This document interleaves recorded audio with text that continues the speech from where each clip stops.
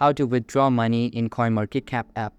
Hey guys, in this video, I am going to show you how you can withdraw money in CoinMarketCap app. So make sure to watch this video till the end and let's get started.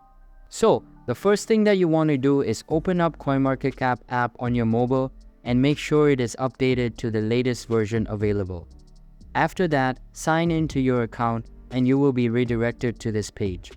Once you get into the app, now from here you can see the market cap of every coin. After that, tap to go into portfolio from the bottom bar.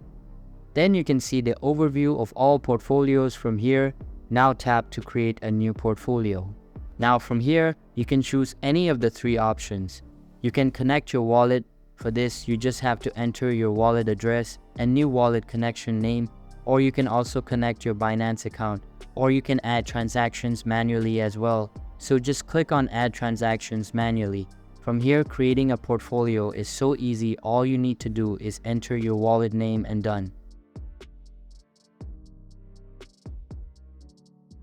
After creating it, go into it and tap on add transaction.